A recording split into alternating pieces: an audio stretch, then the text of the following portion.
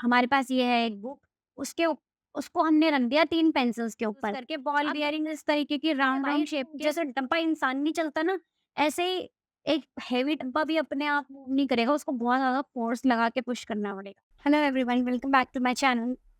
तो चलिए स्टार्ट करते हैं हम इस पार्ट को अपने एमसीक्यू क्वेश्चन के साथ। So question is rolling friction is smaller than sliding friction, static friction, fluid friction, all of the above. अगर आपने प्रीवियस वीडियोस देखे हैं और इस वीडियो को अगर आप पूरा देखेंगे तो आपको इस क्वेश्चन का आंसर क्लियर हो जाएगा कि रोलिंग फ्रिक्शन जो है वो किससे स्मॉलर, राइट।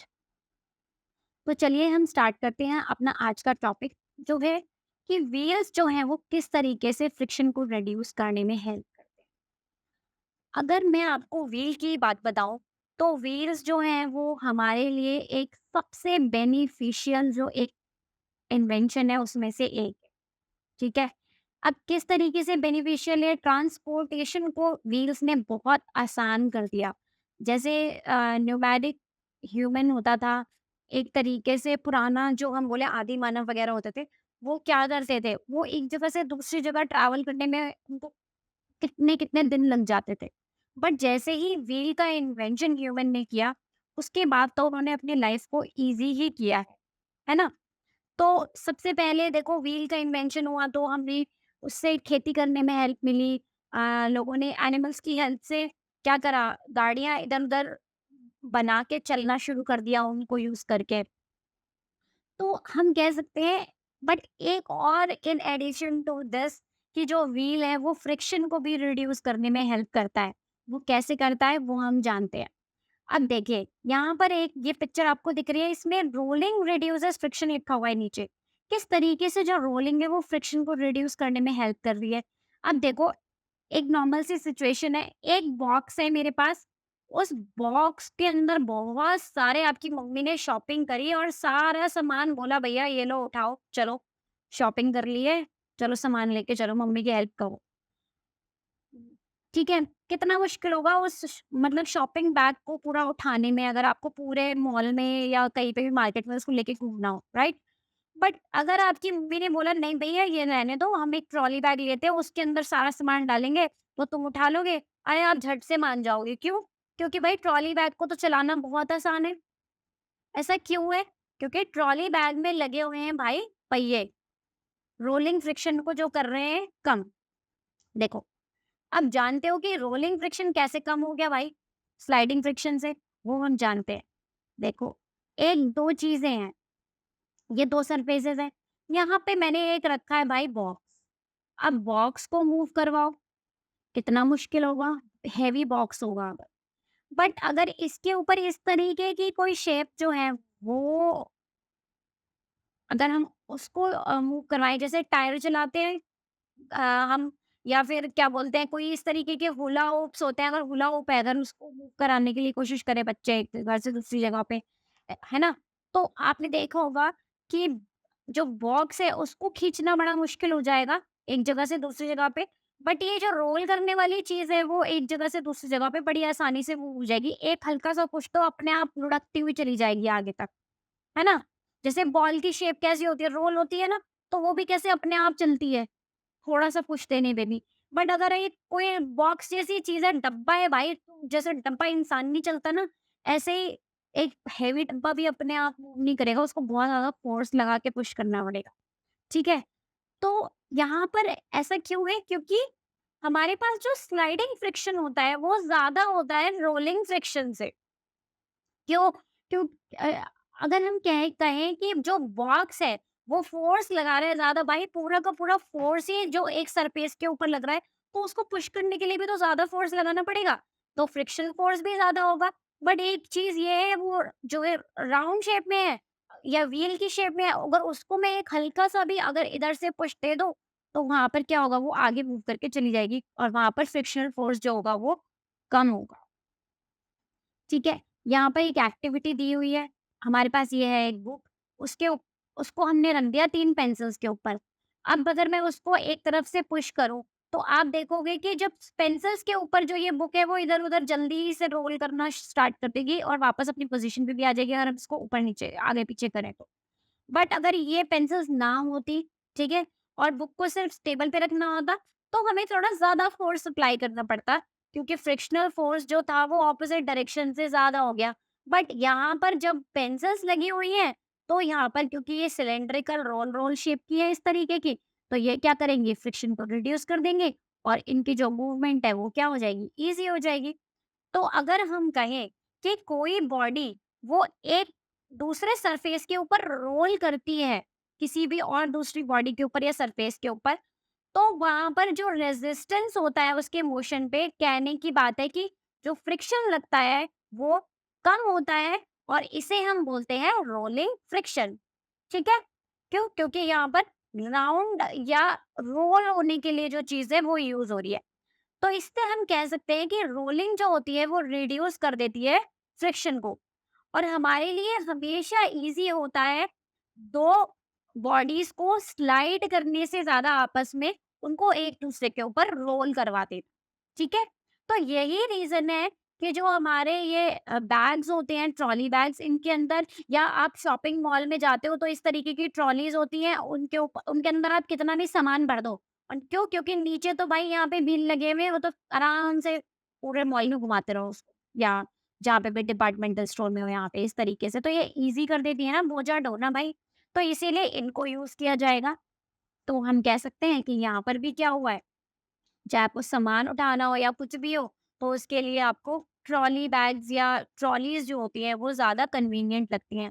आजकल बच्चों के स्कूल बैग्स में भी इस तरीके के जो रोलर्स होते हैं वो फिटेड होते हैं, ताकि बच्चे भी जो हैं वो अपने बैग के बोझ को कम कर सकें। ठीक है? उनको भी क्या हो, ईज़ी हो जाए बैग को पिक करना। ठीक है? अब देखो, अब इसीलिए जो है हम कह सकते हैं कि भाई व्हील जो है यहाँ पर फ्रिक्शन करने के लिए भी, फ्रिक्शन को कम करने के लिए भी यूज़ हो रहा है, तो ग्रेटेस्ट इन्वेंशन तो वो वैसे ही है, क्योंकि ट्रांसपोर्टेशन में उसने इतना ज़्यादा हेल्प किया है। यहाँ पर भी तो ट्रांसपोर्टेशन ही हो रही है, इस बैग में सामान को एक जगह से दूसरी जगह पे लेके जा रहे हो बिना बोझा उठाए, है ना? तो अब यहाँ पर हमने जान लिया है कि जो हमारा रोलिंग फ्रिक्शन होता है वो स्लाइडिंग फ्रिक्शन से कम होता है। तो इसीलिए जितनी भी मशीन्स हैं, ज़्यादातर जो मशीन्स होती हैं, उनमें स्लाइडिंग फ्रिक्शन को क्या कर दिया गया है, रिप्लेस कर दिया गया है रोलिंग फ्रिक्शन से। क्या यूज़ करके? बॉल बेयरिंग यूज़ करके। बॉल बेयरिंग इस तरीके की राउंड राउंड शेप के होते हैं, वो हम आगे पिक्चर में देखते हैं। तो बॉल बेयरिंग्स जैसे जो साइकिल वाले व्हील्स होते हैं, इनके यहाँ बीच में इस तरीके से लगा होता है, इसके अंदर मेटल की बॉल्स डली होती हैं, वो छर्रे भी बोलते हैं। और तो ये सीलिंग फैन्स में भी जो हमारा बॉल बेयरिंग्स लगे होते हैं, उनके अंदर भी यूज़ होते हैं, बाइसिकल्स के अंदर भी यूज़ होते हैं। जैसे ये फैन है, तो यहाँ पर ये देखो, यहाँ पे इसके फैन के सेंटर में ये बॉल बेयरिंग लगा हुआ है। तो इसके अंदर ये देखो, ये इस तरीके से ऐसे राउंड राउंड शेप के मेटल के छर्रे लगे होते हैं एक साथ। तो ये क्या कर देते हैं, ये देखो, एक सरफेस ये है, एक सरफेस ये है, इसके अंदर बीच में लगे हुए हैं, यहाँ पर ये राउंड राउंड क्या करते हैं, इन रोल करने में क्या करते हैं, ईज़ी कर देते हैं मूवमेंट को, फैन को चलने में, या और भी जो हमारे इलेक्ट्रिक जो हमारे मशीन्स होती हैं, उनको भी। इससे क्या होता है, एक तो फ्रिक्शन रिड्यूस हो जाता है, फ्रिक्शन रिड्यूस होगा तो हमारी हीट भी कम प्रोड्यूस होगी, है ना? एनर्जी का लॉस भी कम होगा। तो और जो एक और चीज़ होगी, क्या होगा वो, कि फ्रिक्शन जब कम होगा, तो वेयर एंड टेयर जो होगा मशीन्स के अंदर, वो भी क्या होगा, कम होगा। ठीक है? तो नेक्स्ट हमारा टॉपिक है, इसको जानते हैं हम। अब ये है फ्लूइड फ्रिक्शन। फ्लूइड फ्रिक्शन, अब फ्लूइड फ्रिक्शन, फ्लूइड क्या होते हैं? गैसेस और लिक्विड्स जो होती हैं उनको फ्लूइड कहते हैं, सिंपल लैंग्वेज। ठीक है? हमारी जो साइंस की लैंग्वेज होती है उसमें सिंपली हम लिक्विड और गैसेस को जब इंट्रोड्यूस करते हैं तो हम उनको बोल देते हैं भैया ये फ्लूइड्स है दोनों। ठीक है? अब इसका फ्रिक्शन से क्या लेना-देना है वो जानते हैं। अब जैसे आपको पता है हमारी जो एयर होती है बहुत लाइट होती है, थिन होती है, बट वो भी क्या करती है, फ़ोर्स एक्सर्ट करती है मूविंग ऑब्जेक्ट्स के ऊपर। जैसे अगर आप मानो आप एक डायरेक्शन में जा रहे हो, आप यहाँ पे से इधर से यहाँ जा रहे हो, ठीक है? ये आप चले गए, ये आप जा रहे हो, भई इधर से बहुत तेज़ हवा आने लग गई, ठीक है? राइट? तो आपको एक सामने से भी फ़ोर्स जो है वो फ़ील होगा ना?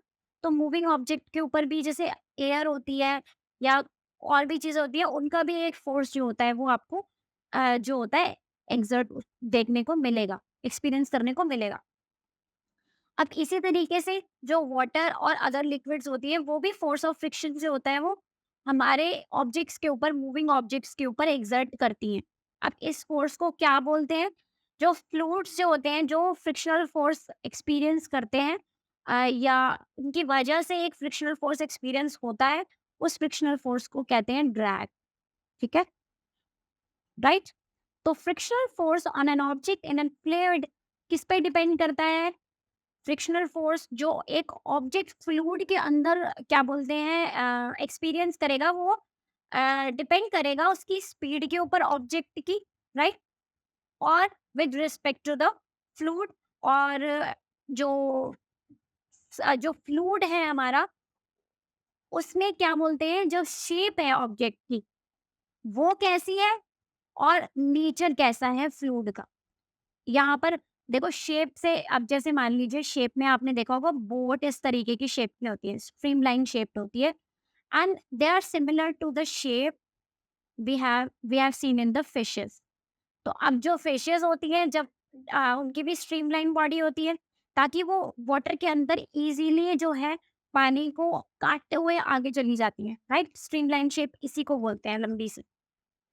तो हमारी जो बोट होती है उसकी भी शेप इसी तरीके की होती है, ताकि वो पानी को काटते हुए आराम से आगे को चले जाए। क्यों? क्योंकि वहां पर भी एक फ्रिक्शनल फोर्स जो है वो वाटर की वजह से जो बोट है, फिशेस है, वो एक्सपीरियंस करती हैं। अब ये तो रही बात शेप की, कि शेप किस तरीके से जो है डिपेंड कर रही है फ्रिक्शन के ऊपर। अब ये हम एक नेक्स्ट जो चीज़ हमें देखने को मिल रही है वो नेचर ऑफ द फ्लूइड है। नेचर ऑफ द फ्लूइड को समझने के लिए हमें देखना पड़ेगा एक एग्जांपल, जैसे अगर मान लीजिए मेरे पास है हनी, ठीक है? और मेरे पास है वाटर। मैंने हनी लिया और उसको इस टेबल के ऊपर, जैसे मान लीजिए टेबल के ऊपर यहाँ से गिराया, तो आप देखोगे वो, मान लो अगर वो यहाँ तक ही गिर के गया है वो हनी, मान ले 1 पॉइंट से 2 पॉइंट तक। बट अगर मैं इसी सिमिलर पॉइंट से पानी को गिराया तो वो आगे तक फैल जाएगा जाके। क्यों? क्योंकि हनी जो होता है वो कैसा होता है, उसकी कंसिस्टेंसी गाढ़ी होती है, और जो वाटर होता है उसकी कंसिस्टेंसी कैसी होती है? थिन होती है। तो वो दूर तक जाएगा, क्योंकि यहाँ पर फ्रिक्शनल फोर्स जो है वो कम है थिन होने की वजह से, और यहाँ पर जो हनी है उसकी कंसिस्टेंसी ज़्यादा है, तो फ्रिक्शनल फोर्स भी क्या है? ज़्यादा है। ठीक है? तो इससे हमें पता चलता है कि जो लिक्विड्स होते हैं या फ्लूइड्स होते हैं, उनकी कंसिस्टेंसी जो है वो भी फ्रिक्शनल फोर्स को अफेक्ट करेगी, कि कितना ज्यादा है और कितना कम है। अब आपने ये देखा कि कोई भी जो ऑब्जेक्ट होते हैं वो पानी के अंदर चलने के लिए, मूव करने के लिए, फ्लूइड्स में मूव करने के लिए, उनको फ्रिक्शनल फोर्स से मतलब उसको ओवरकम करना पड़ता है फ्रिक्शन फोर्स को।